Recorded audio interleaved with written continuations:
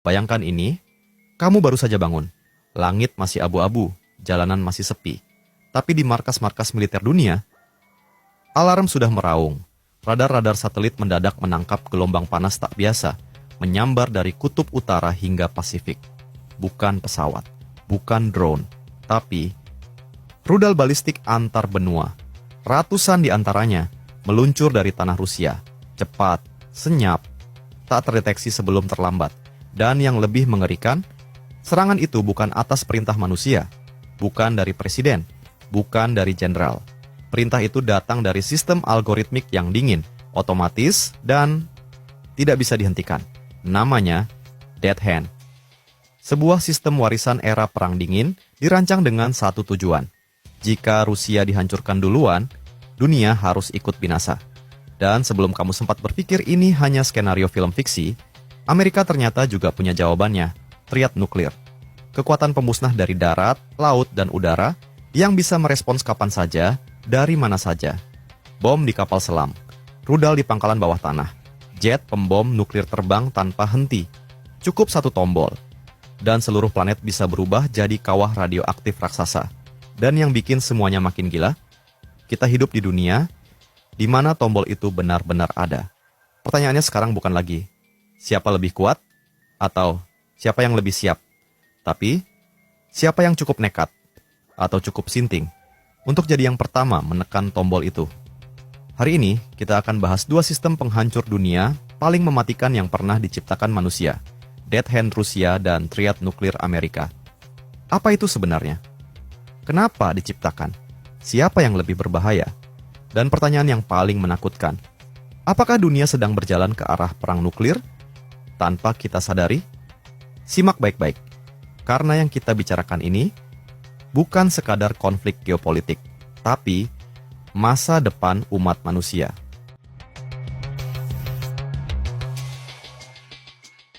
Dead Hand, atau nama resminya, Perimeter.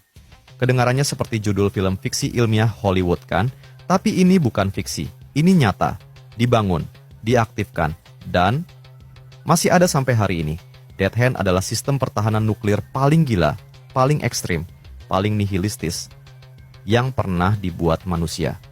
Dan cuma satu negara di dunia yang punya itu, Rusia. Beda dari sistem-sistem nuklir lain yang harus menunggu perintah presiden, jenderal, atau semacam dewan militer tertinggi, Dead Hand dibangun bukan untuk memulai perang, tapi untuk mengakhirinya, secara total. Bayangin skenarionya, Moskow hancur, kacau, kota jadi lautan api, semua komunikasi terputus, para pemimpin tewas, nggak ada suara, nggak ada yang bisa pencet tombol balas dendam. Dalam dunia normal, itu artinya perang selesai. Tapi dengan Dead Hand, justru disitulah kiamat dimulai. Sistem ini akan otomatis hidup, dan langsung menyapu data-data. Apakah ada serangan skala besar? Apakah seluruh jalur komunikasi pusat militer sudah mati? Apakah ini akhir dari Rusia? Kalau jawabannya iya, Dead Hand langsung mengambil alih. Seluruh kendali nuklir Rusia akan dibajak oleh sistem ini. Dan dalam hitungan menit, rudal balistik antar benua yang tersebar di ratusan silo bawah tanah akan meluncur. Tanpa persetujuan siapapun, tanpa emosi, tanpa penyesalan, tanpa bisa dihentikan. Cuma satu pesan. Kalau kami musnah, maka kalian juga harus musnah. Inilah bentuk deterrence paling ekstrim dalam sejarah umat manusia. Dead Hand bukan cuma senjata, tapi jaminan neraka. Ia ada untuk memastikan bahwa tak ada negara manapun yang cukup bodoh untuk menyerang Rusia lebih dulu. Karena serangan pertama adalah akhir segalanya. Dan suasana makin mencekam ketika baru-baru ini, Dmitry Medvedev, mantan presiden Rusia, orang dalam Kremlin dan sekutu dekat Putin, mengirimkan pesan yang bikin dunia berkeringat dingin. Kata dia, ingat sistem Dead Hand, kamu mungkin sedang menyalakan kiamat. Ucapan itu ditujukan langsung ke Donald Trump, seolah bilang, jangan main api kalau kamu nggak siap terbakar bersama dunia.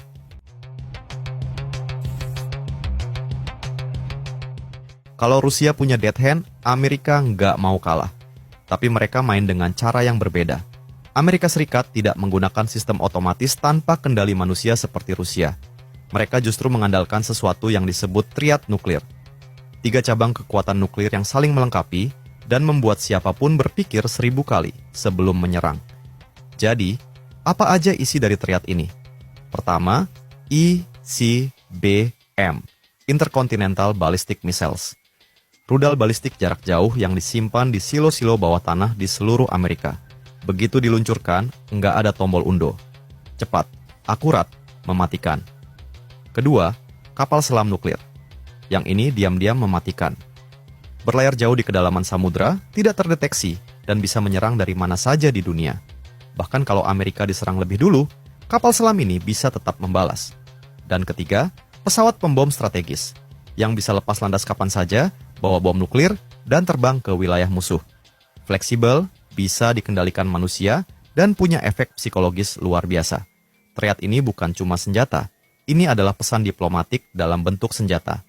Jangan macam-macam sama kami bisa membalas dari darat, laut, dan udara. Inilah konsep utama mereka, deterrence, pencegahan. Bukan untuk menyerang duluan, tapi buat memastikan bahwa kalau ada yang mulai, semua akan selesai bersama-sama.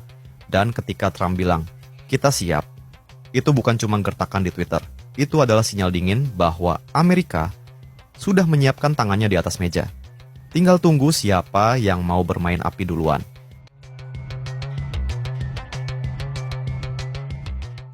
Jadi, kenapa sih tiba-tiba dunia terasa kayak duduk di atas tong mesiu lagi?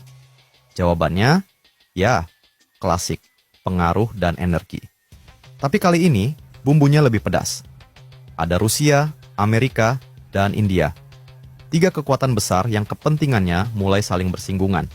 Masalahnya muncul waktu Donald Trump yang sekarang lagi nyiapin comeback politik nolak komitmen India yang dianggap terlalu nempel sama Rusia soal energi. Buat Trump, India seharusnya geser haluan ke arah barat. Tapi buat Rusia, itu sinyal bahaya. Karena kehilangan India berarti kehilangan tumpuan besar di Asia. Dan Rusia nggak tinggal diam. Mantan presiden mereka, Dmitry Medvedev, langsung nyenggol balik. Tapi bukan dengan argumen diplomatis, melainkan dengan peringatan kiamat. Ingat dead hand. Kamu mungkin sedang menyalakan akhir dunia. Kata-kata itu bukan metafora. Itu benar-benar kode keras yang merujuk ke sistem peluncur nuklir otomatis Rusia, yang bahkan bisa aktif kalau semua pemimpin mereka sudah mati. Ngeri? Jelas. Trump nggak kalah keras. Dia langsung perintahkan 2 kapal selam nuklir untuk mendekat ke wilayah Rusia. Dan di depan media, dia bilang dengan tenang, "We are absolutely ready." Kami benar-benar siap. Dan di titik ini, kita udah nggak ngomongin perang biasa. Ini udah masuk ke level strategi pertahanan nuklir global, di mana tiap langkah bisa jadi pemicu, dan tiap gertakan bisa disalahartikan sebagai tombol peluncuran.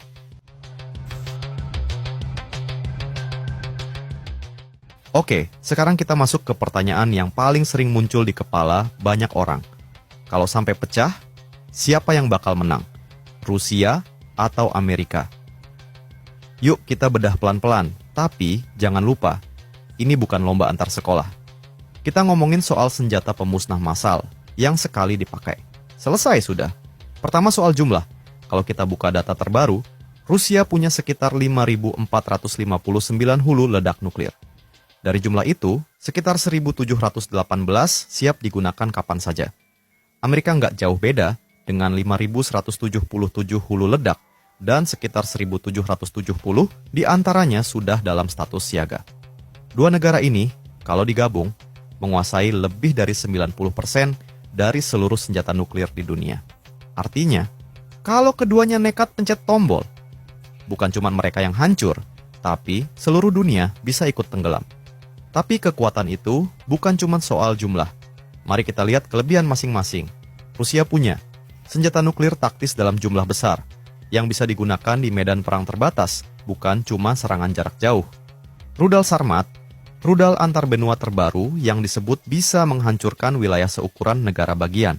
Dan tentu saja, Dead Hand, sistem otomatis yang bisa membalas serangan nuklir, bahkan kalau pemimpinnya sudah tidak ada. Ini seperti tombol balas dendam yang diprogramkan ke dalam sistem. Amerika Serikat punya teknologi militer yang lebih modern dan presisi. Sistem pengiriman senjata nuklir paling efisien dan tersebar, karena didukung oleh triad nuklir, darat, laut, dan udara. Plus, intelijen dan jaringan komunikasi global yang bikin mereka bisa merespons dalam hitungan detik. Tapi tahu nggak? Pada akhirnya, perdebatan ini sebenarnya absurd, karena kita bukan lagi membahas siapa yang menang. Kalau dua negara ini benar-benar saling serang dengan kekuatan penuh, yang jadi pertanyaan bukan siapa pemenangnya, tapi siapa yang masih hidup. Dan mungkin, jawaban paling jujur adalah tidak ada.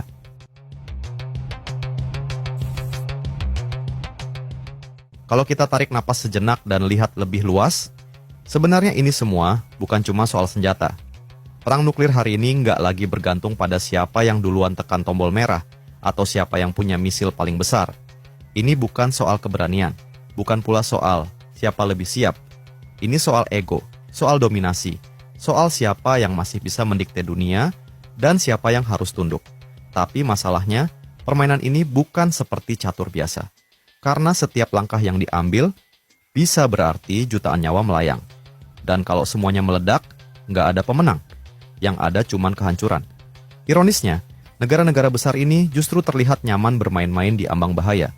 Seolah ancaman kehancuran total bukan hal yang menakutkan lagi. Padahal taruhannya bukan sekadar wilayah atau kekuasaan. Taruhannya adalah eksistensi kita sebagai manusia. Dan ketika dunia mulai terbiasa lagi mendengar kata nuklir, itu bukan pertanda kita semakin dekat dengan perdamaian, tapi sinyal jelas bahwa kita sedang berdansa di tepi jurang.